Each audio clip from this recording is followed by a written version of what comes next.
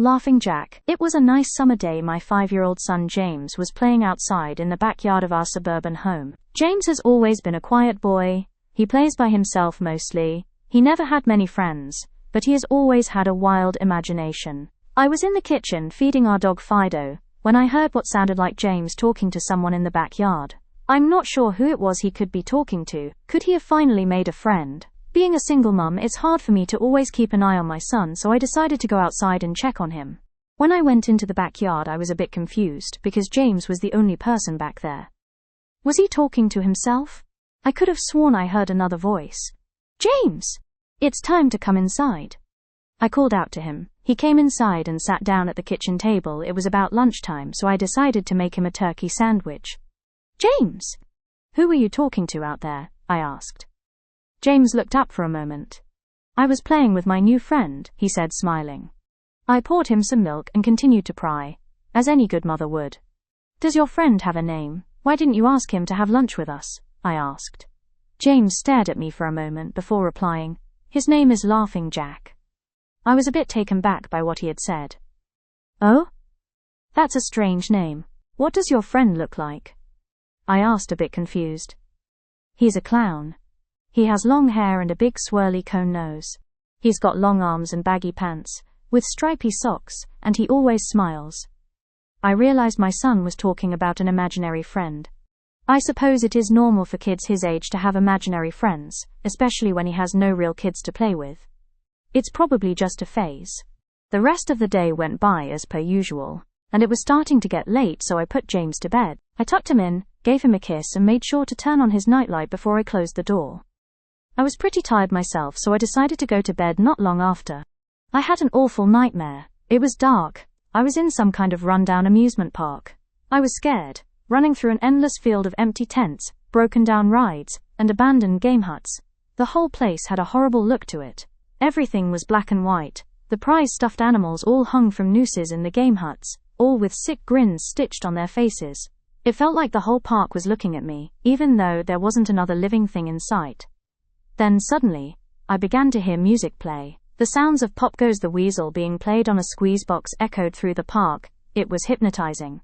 I followed its tune to the circus tent, almost in a trance, unable to stop my legs from moving forward. It was pitch black. The only light came from a single spotlight, shining on the center of the big top. As I walked toward the light, the music slowed down. I found myself singing along, unable to stop. All around the mulberry bush, the monkey chased the weasel. The monkey, though, 'twas all in fun. The music stopped right before its climax, and suddenly the lights shot on. The intensity of the lights was practically blinding. All I could see was a small, dark silhouette shuffle towards me. Then, another one appeared, and another, and another. There were dozens of them, all coming toward me. I couldn't move. My legs were frozen. All I could do was watch as the haunting figures drew nearer. As they got closer, I could see they were children. As I looked at each one, I noticed they were all horribly disfigured and mutilated. Some had cuts all over their body, others were severely burnt, and others were missing limbs, even eyes. The children enveloped me, clawing at my flesh, dragging me to the ground, and tearing inside me. As the children tore me apart, and I faded away, all I could hear was laughter. Horrible, awful, evil laughter. Para. I woke up the next morning in a cold sweat. After taking a few deep breaths, I looked over and saw that a few of James's action figures were positioned facing me on top of my nightstand. I sighed. James had probably woken up early and put these here. I gathered up the toys and made my way to James's room. However, when I opened the door, James was sound asleep. I just shrugged and placed the toys back into his toy box and headed out to the living room. A little while later, James woke up and I made him his breakfast. He was quiet and seemed a bit groggy. Perhaps he didn't sleep well either. I decided to ask him about the toys. James, honey, did you put the toys in Mummy's room this morning? His eyes shot up at me for a moment, then quickly glanced back down at his cereal. Laughing Jack did it. I rolled my eyes and responded, well, you tell Laughing Jack to keep the toys in your room. James nodded and finished up his breakfast, then decided to go play out in the backyard. I went to relax in the living room and I must have dozed off, because I woke up a couple hours later. Shit, I need to check on James. I was a bit worried. It had been over 2 hours and I haven't checked on him. I stepped out into the backyard, but James wasn't there anymore. I was getting nervous, so I called out to him, "James! James, where are you?" Just then I heard a giggle come from the front yard. I rushed through the gate around to the front of the house. James was sitting on the sidewalk. I breathed a sigh of relief and walked over to him. "James, how many times have I told you to stay in the back here? James, what are you eating?" James looked up at me, then reached into his pocket and pulled out a handful of hard candies in all colors. This made me very nervous. "James, who gave you that candy?" James just stared at me, not speaking. "James, please, tell Mummy where you got that candy." James hung his head down and said, "Laughing Jack gave it to me." My heart sunk. I kneeled down to look him in the eye. "James, I've had enough of this damn Laughing Jack thing. He is not real. Now this is a very serious situation and I need to know who gave you the candy." I could see my son's eyes tear up. "But Mama, Laughing Jack did give me the candy." I closed my eyes and took a deep breath. James has never lied to me, but what he's telling me is impossible. I make him spit out the candy and I throw the rest away. James appears to be fine. Maybe I'm just overreacting. After all, he could have gotten it from Tom and Linda from next door, or Mr. Walker down the street. Either way, I'm going to have to keep a closer eye on James. That night I put James to bed as usual, and decided to go to bed early myself. Suddenly I was woken up by a loud bang coming from the kitchen. I sprung out of bed and hurried down the stairs. When I got to the kitchen I was horrified. Everything on the counters had been thrown on the floor, and our dog Fido hung dead from the light fixture. His stomach was cut open and stuffed with candy, the same type that James was eating earlier that day. My shock was quickly broken by a sharp scream coming from James's room, followed by loud crashes. I quickly grabbed a knife from the drawer and moved up the stairs with the speed that only a mother whose child is in danger could have. I burst through the door and flicked on the lights. Everything in the room was knocked over and tossed on the floor, my poor son in his bed crying and shaking with fear, a pool of urine staining the sheets. I scooped my child up and ran out of the house and went next door to Tom and Linda's house. Luckily they were still awake. They let me use their phone and I called the police. It didn't take them long to arrive, and I explained what had happened. They looked at me as if I were crazy. They searched the house, but all they found was a dead dog and 2 trashed rooms. The officer told me that someone had probably gotten into the house and done this right before making a quick escape when they heard me coming up the stairs. I knew it wasn't true. All the doors were locked and none of the windows were open. Whatever was in my house didn't come from outside.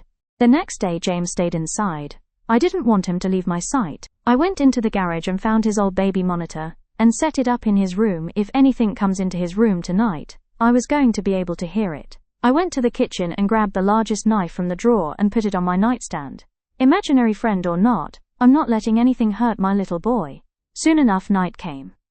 I put James to bed. He was afraid, but I promised him that I wasn't going to let anything happen to him. I tucked him in, gave him a kiss and turned on the nightlight. Before closing the door I whispered to him, "Good night, James. I love you." I tried to stay up as long as I could, but after a few hours I felt myself drifting off.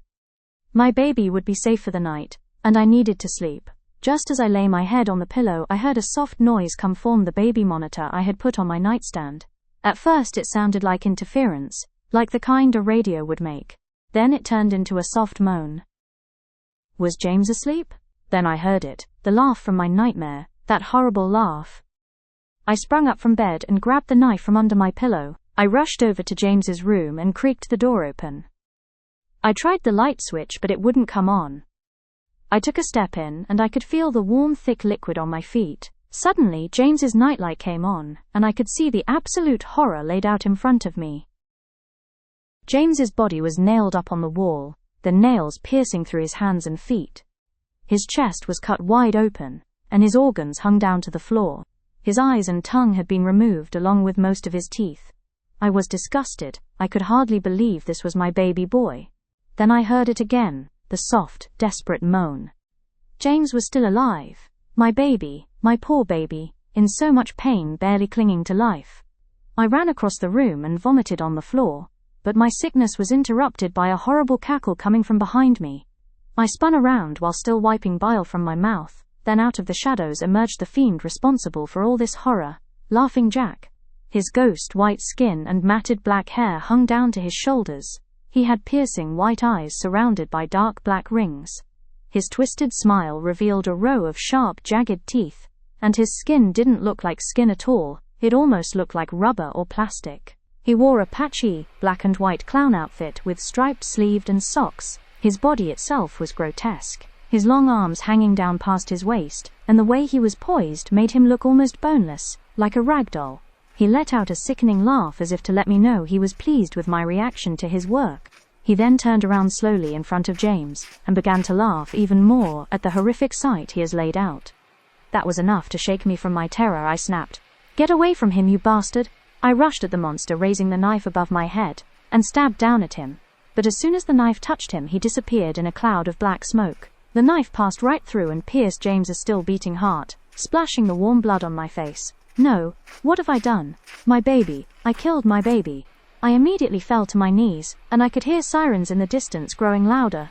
My boy, my sweet baby boy, I promised Mummy would protect you. But I failed. I'm sorry, James, I'm so sorry. Police soon arrived to find me in front of my son, still wielding the knife covered in my baby's blood. The trial was short, insanity. I was placed in the Ferropolis house for the criminally insane, where I have been for the past 2 months. It's not so bad here. The only reason I'm awake now is because someone is playing Pop Goes the Weasel outside my window. I'll talk to the orderlies about it in the morning.